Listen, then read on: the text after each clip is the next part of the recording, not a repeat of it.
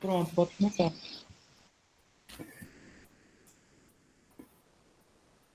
Davidson? Oi, pode começar, amiga. Ok. Bom dia, gente. Anteriormente a gente tinha visto um pouquinho sobre o grupo dos anfíbios e hoje a gente vai ver um pouco, de forma geral, sobre o grupo dos répteis, tá? Eu fiz essa aula com base nessa bibliografia básica que eu já tinha passado para vocês anteriormente, no livro Biologia e Ecologia dos Vertebrados e também no livro Vertebrados, Anatomia Comparada, Função e Evolução. Foram utilizados também alguns artigos que eu vou mostrando para vocês ao longo da apresentação e também livros como o livro vermelho, por exemplo. Mas eu vou sinalizando para vocês no momento, tá? Bom, então antes a gente estava vendo um pouco sobre o grupo dos anfíbios. Quando a gente fala de anfíbios, a gente fala de um grupo anamniota. Eu falei para vocês que os ovos são dessa forma aqui, né? Os ovos são desprovidos de casca, tá? Esses ovos não têm uma proteção rígida em relação às intempéries do ambiente. E esses ovos também não têm anexos embrionários. Então, uma das principais evoluções aí para Licença, Sara. Oi, Tá passando um slide? passei sim. Não passou? Não, foi. Pronto. Então, como a gente estava falando, né, eu estava mostrando anteriormente para vocês os anfíbios. Os anfíbios são anamniotas, ou seja, o ovo deles é semelhante a isso aqui. Eles não têm uma casca, tá? E para colonizar o ambiente terrestre, foram necessárias algumas modificações. Esses ovos aqui, eles necessitam de ambientes aquáticos, muitas vezes, para poder conseguir fazer sua progressão. E aí surgiram algumas adaptações para que outros indivíduos colonizassem o ambiente terrestre. E aí surgiu o que a gente chama de ovo amniótico. Tá? O ovo amniótico ele vai ser um ovo que vai ter anexos embrionários e ele vai ser envolto por uma casca rígida, tá? Estão vendo aqui um exemplo de ovo. Então, esses anexos embrionários eles vão ter diferentes funções. O âmnio, né, essa parte que vai ficar aí mais próxima do bebê, não sei se vocês estão vendo meu mouse, mas essa parte ela vai fazer com que ocorra proteção mecânica aí para esse embrião, tá? Existem outros passos também, como o saco vitelínico, que retém ali o vitelo, que vai ser a substância nutridora para o indivíduo na fase de embrião. Vamos ter também uma parte chamada alantoide, que fica aqui. Esse alantoide ele vai ser um reservatório de excretas, e essas excretas depois, posteriormente, vão ser liberados, obviamente. Esse alantoide, às vezes, também consegue fazer trocas gasosas. E vamos ter, por fim, o córeo, que vai ser essa parte que envolve todo o embrião, e ela vai ser responsável por trocas gasosas e embrião, tá? Então, esse aqui vai ser o ovo amniótico. Esse ovo, como vocês podem ver, ele tem uma casca rígida e, como eu falei anteriormente, ele é um passo crucial para que os indivíduos se desvinculem da necessidade dos ambientes aquáticos para a reprodução. E isso vai facilitar a colonização de hábitats terrestres, tá? E isso vai facilitar aí a colonização de novos hábitos muito, muito mais diversos do que anteriormente o que a gente estava vendo. Então, aqui é um exemplo de ovo amniota, tá? Só para que vocês possam ver os répteis eclodindo aí desse ovo. E aí a gente começa a ter indivíduos que têm independência da água, né? A saída completa do ambiente aquático, ele requer algumas adaptações. Não dá para você sair da água sem as adaptações necessárias. Então, existiram adaptações para possibilitar aí essa saída e a principal adaptação foi essa do surgimento do ovo amniótico para possibilitar a reprodução desses indivíduos e o desenvolvimento desses indivíduos independentemente da água. Outras formas de adaptação tiveram que surgir aí em decorrência de que o ambiente terrestre ele vai ter a força da gravidade, fricção, a abrasão física, evaporação. Todos esses processos são comuns aqui na vida fora d'água. E aí surgiram aí algumas características nos indivíduos para que esses indivíduos conseguissem sair do ambiente aquático. E agora a gente vai ver um pouco sobre essas adaptações ao longo do dia de hoje. E antes da gente ver essas adaptações, é importante que vocês saibam de quem é que a gente está falando, né? A gente está falando da classe dos répteis, e dentro dos répteis a gente vai ter subclasses diferentes, tá? A gente vai ter a subclasse Anapsida, que a gente vai ver posteriormente o que é isso, Diapsida, e dentro delas a gente vai ter algumas ordens. A ordem dos testudines, que vai englobar os cágados e as tartarugas. Vamos ter também a superordem dos Lepidosauria, que vai englobar aí todos os esquamata e os ceftodonta. Os esquamatas são os escamados, né, as cobras, os lagartos e as anfisbenas. E a gente vai ter outra ordem que não é tão conhecida, com os indivíduos das tuátaras, tá? Que também não são tão comuns. E vamos ter também os Arcosáurea, que vão ser englobados aí pela ordem dos Crocodilia, englobando crocodilos e jacarés. Então, quando eu falo de répteis, eu estou falando de cágado, de tartaruga, cobras, lagartos, tuátaras, anfisbenas, crocodilos e jacarés, tá? Basicamente desses grupos. E a gente vai ver um pouquinho sobre eles agora. Então, em relação às adaptações, né, as características morfológicas que fizeram, né, o surgimento desses indivíduos, a gente vai ter a epiderme mais grossa. Eu acho que vocês lembram que os anfíbios eles vão ter uma pele muito fininha, muito permeável. E aqui no grupo dos répteis, não. A gente já vai ter uma epiderme mais grossa, não vai ser uma pele permeável, tá? E essa pele, ela vai ser marcada pela existência de escamas, como vocês podem ver nessa serpente, ou então osteodermas, que vão ser uma espécie de placas ósseas que vão compor aí a pele de alguns animais, como os crocodilos e também as tartarugas. Nesses animais, a gente vai ter uma quantidade de glândulas, mas o número de glândulas é bem reduzido se a gente for comparar com o grupo dos anfíbios, tá? Em relação às características gerais, eu trouxe aqui os pontos para vocês, e aí a gente vai vendo posteriormente, tá? Então, a maxila, ela vai ser separada do osso quadrijugal. Eu vou mostrar para vocês para que serve isso. Isso vai ser uma adaptação importantíssima durante o processo de alimentação desses indivíduos. Os dentes, eles vão ter uma pequena especialização ou nenhuma especialização, tá? E vai ter aí uma fileira longitudinal de dentes, geralmente. Vamos ter aí um processo supinário em relação aí à conjuntura do osso, tá? Paralelo à diáfase do húmero, vamos ver posteriormente. A locomoção é baseada em ondulação lateral, normalmente envolve ali a cauda também. A ausência de algumas glândulas na pele, excretas e nitrogenadas como ácido úrico, e a pele ela é rica em beta-queratina, e isso vai dar uma rigidez maior a essa pele, tá?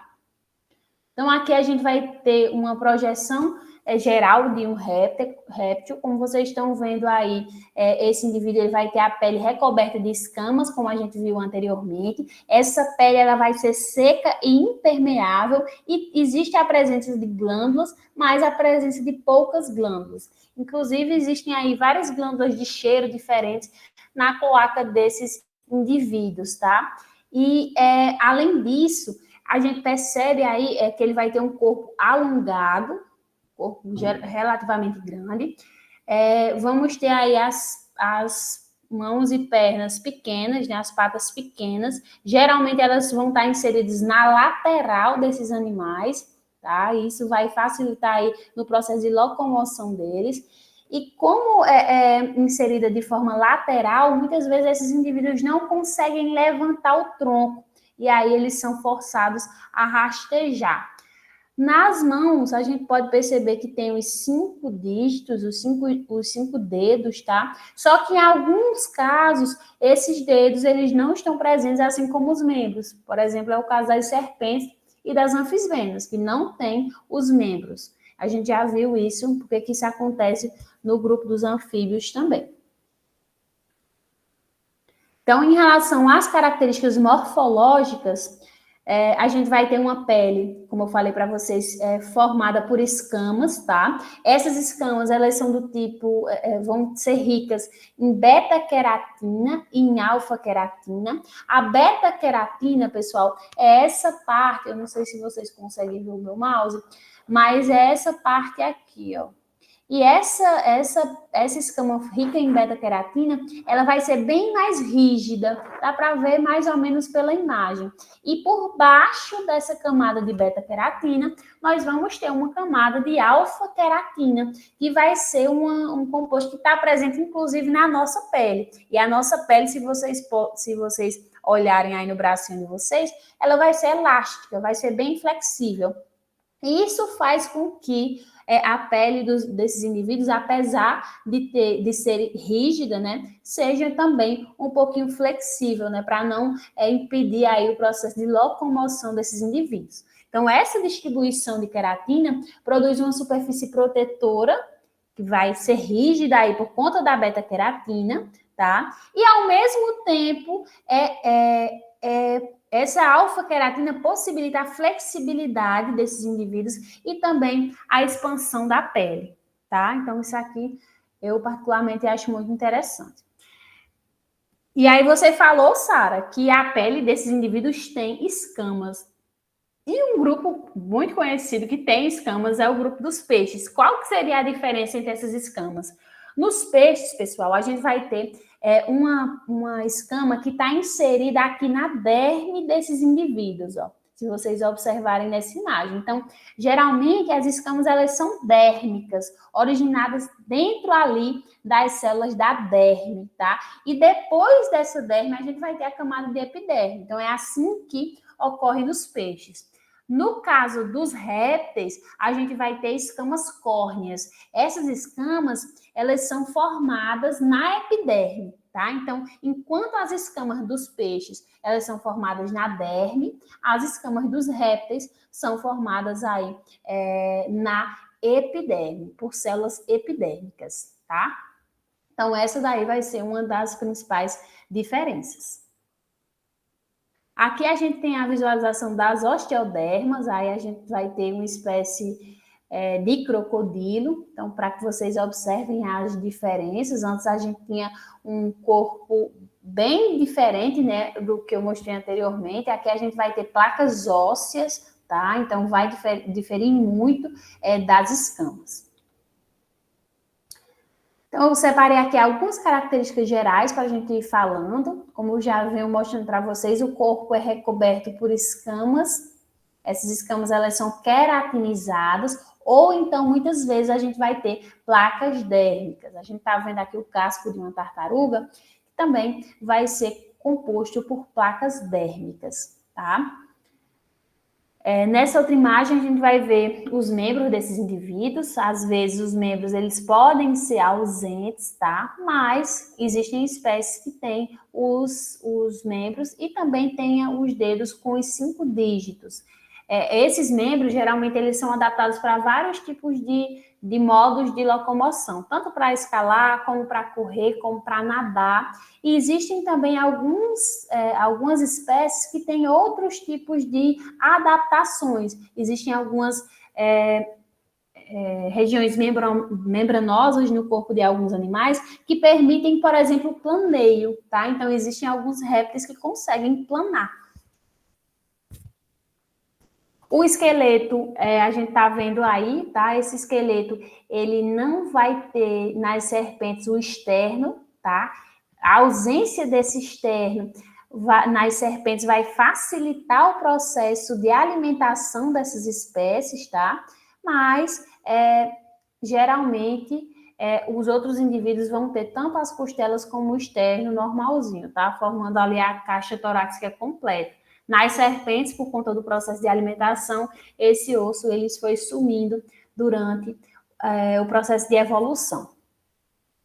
Em relação à respiração, esses indivíduos têm uma respiração pulmonar, né, como já é esperado. Os indivíduos saíram do ambiente aquático, não tem mais relação com o ambiente aquático, então não tem mais brânquia aqui, tá? A respiração é pulmonar.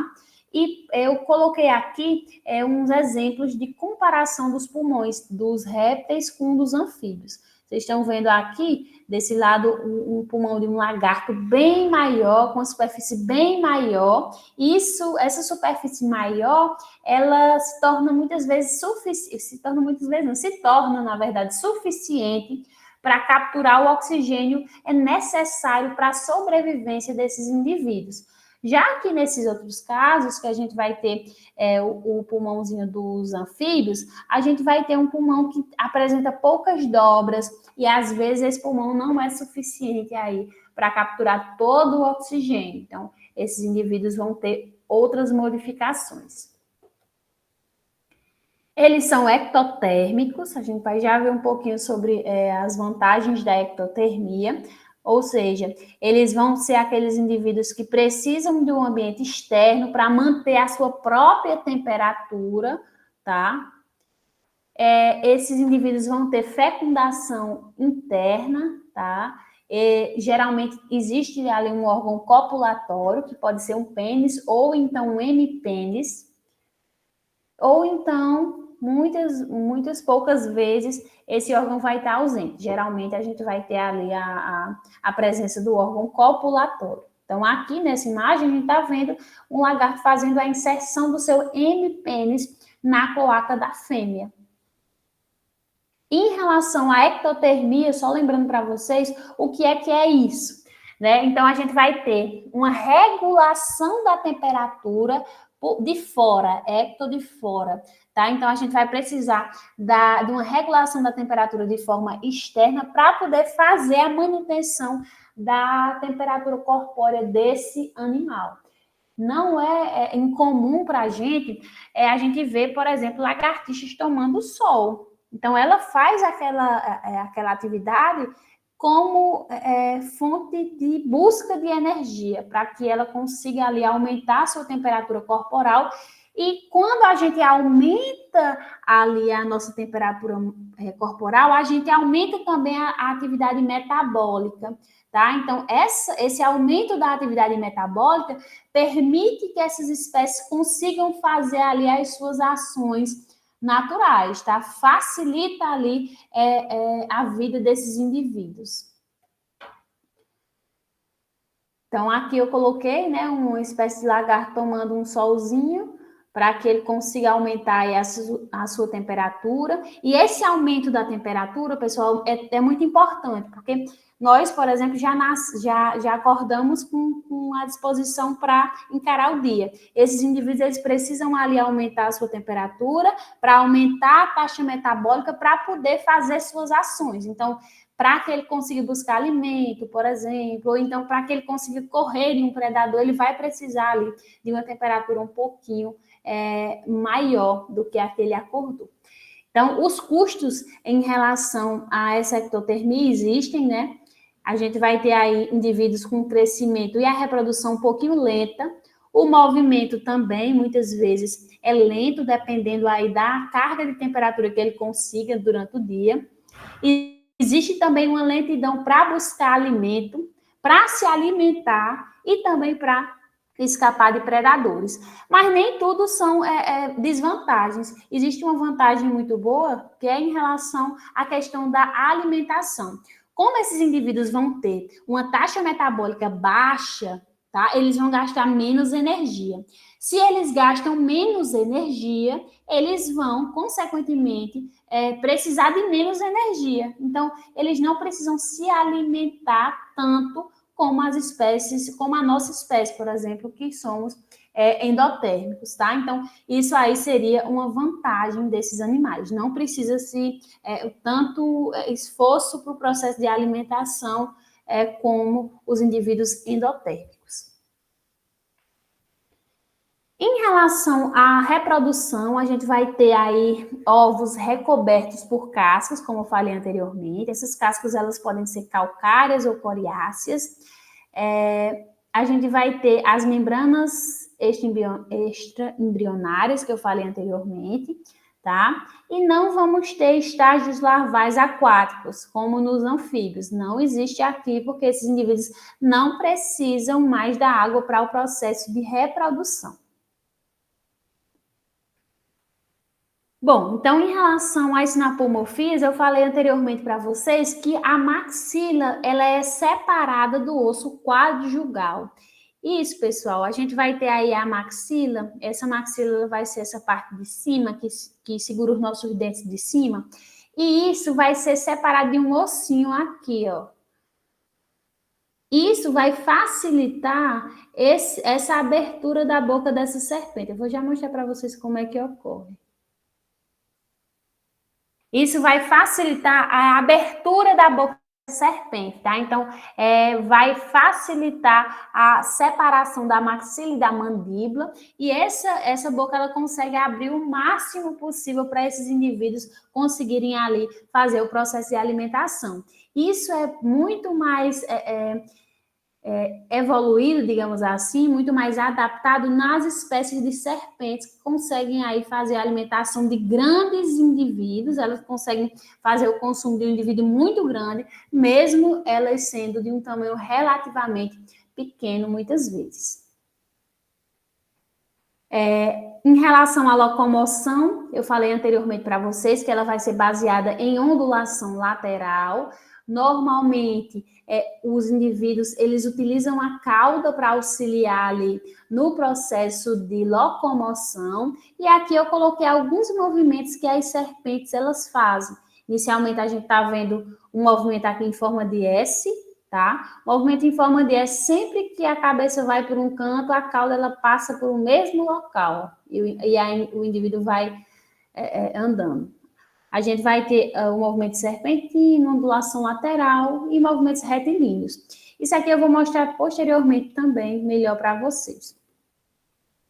As excretas que eu falei anteriormente para vocês, a gente vai ter excretas de ácido úrico, tá? Diferentemente de todos os outros grupos de animais, as aves e os répteis, eles vão ter como excretas o ácido úrico. Alguns insetos também vão fazer a liberação desse material, mas não é comum espécies de mamíferos e de anfíbios, por exemplo, que fazem a liberação de ureia.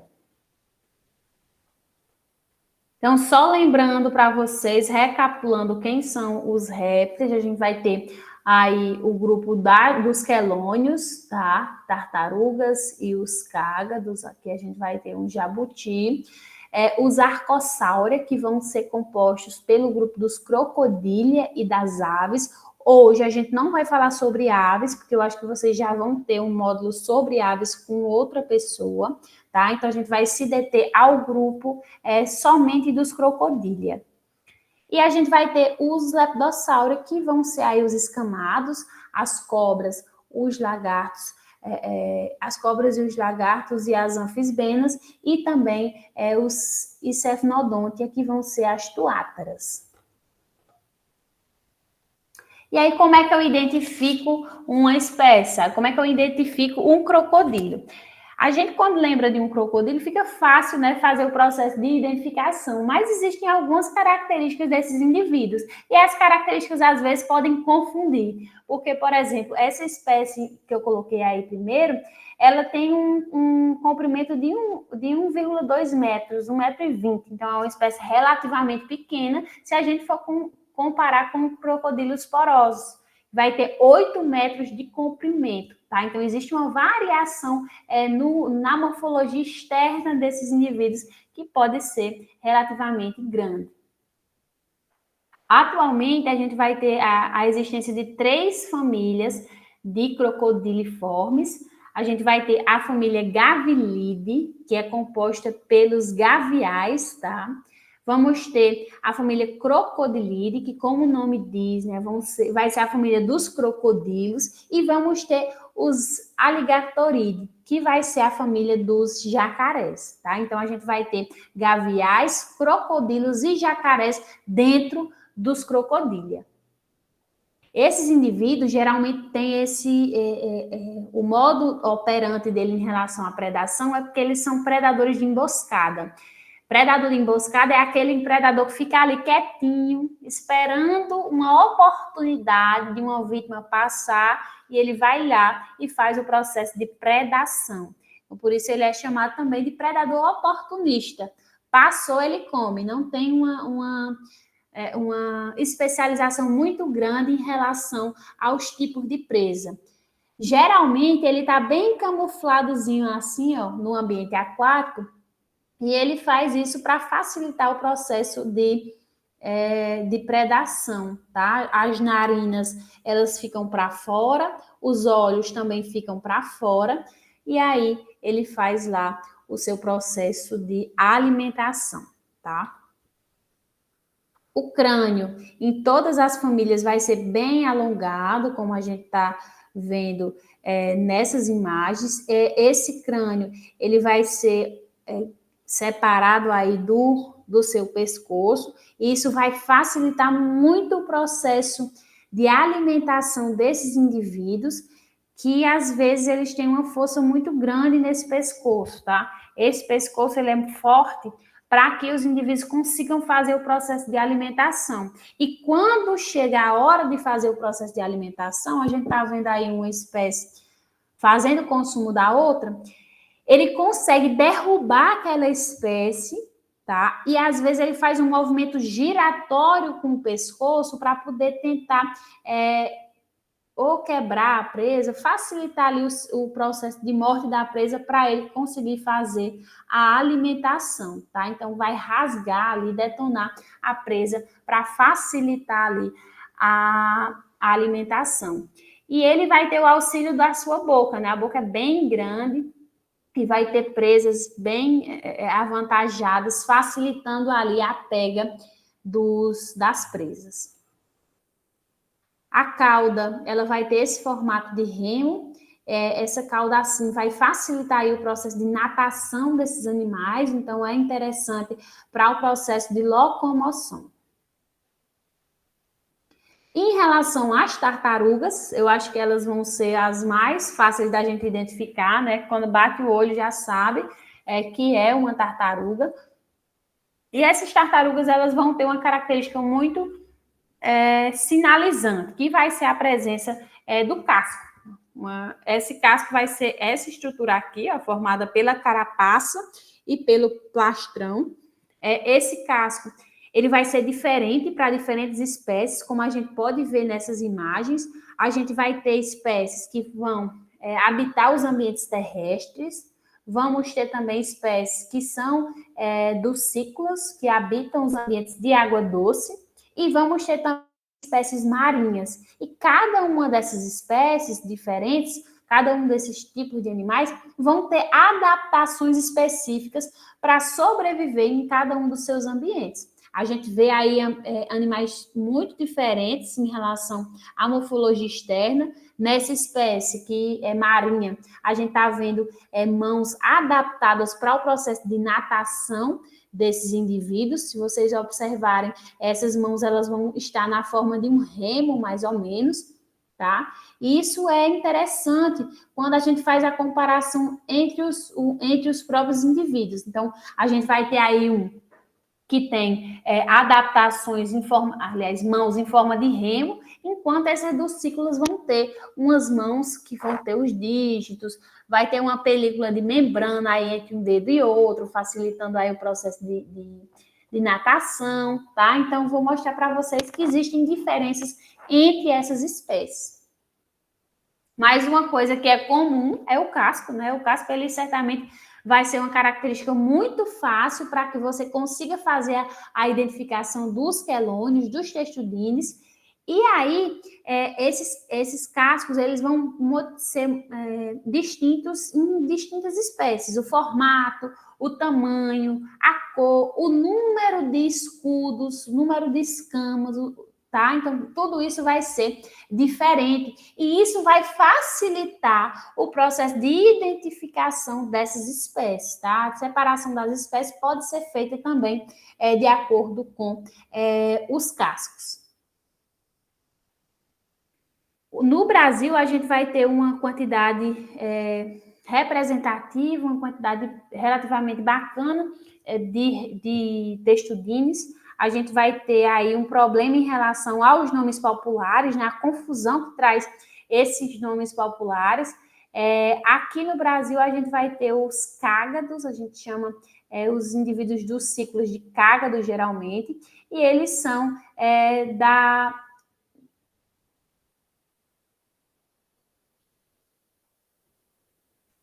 Davidson, acho que caiu a internet aqui.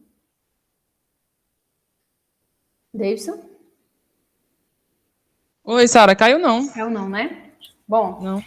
então, eles são pleurodiras, tá? Esses cágados, eles têm algumas características específicas. A primeira característica que a gente vê é a mãozinha deles, né? A gente observa que essa mão, ela vai ter uma camada membranosa entre um dedo e outro, ó, e geralmente a gente vai ter umas unhas bem pontudas. Isso aí vai facilitar a escavação de terra desses animais para fazer o processo de reprodução, tá? Eles colocam os ovos dentro da terra, tá? Então, por isso, essas unhas um pouquinho avantajadas. Esses indivíduos, eles vão ter hábitos semiaquáticos, porque eles vão viver tanto na água doce, mas eles vão lá enterrar os seus ovos na terra, por exemplo. O pescoço, ele vai ser longo, e isso é que define ele como pleurodira, tá? Esse indivíduo, ele vai ter o pescoço longo, e esse pescoço, ele consegue esconder de lado, tá? Enquanto que as tartarugas aquáticas, elas retraem o pescoço só para trás. Esse indivíduo não consegue, ele coloca o pescoço, que é muito grande, para o lado, como eu vou mostrar posteriormente. A gente vê aí um casco bem achatado, né? Um casco relativamente pequeno, tá? E esse casco, ele vai facilitar aí o deslocamento no ambiente aquático. Não pode ser tão grande, né? Para não dificultar aí o movimento desses indivíduos no ambiente aquático. Então, aqui eu coloquei alguns exemplos. Aqui no Brasil, a gente vai ter uma família bem representativa, que é a família Quelide. E vamos ter alguns exemplos de espécies como a hidromedusa maximiliane, que é o cágado da serra, que vocês podem observar aí. E essa outra espécie é o cágado amarelo. No cágado amarelo, nessa foto, a gente percebe as características que eu falei anteriormente, né? O pescoço, ele é bem longo, e esse pescoço, ele é posto de lado, tá? Quando a tartaruga, o cágado se retrai, ele fica ali, com o pescoço de forma lateral. Já as outras espécies de jabutis, por exemplo, e as tartarugas marinhas, elas são criptodiras.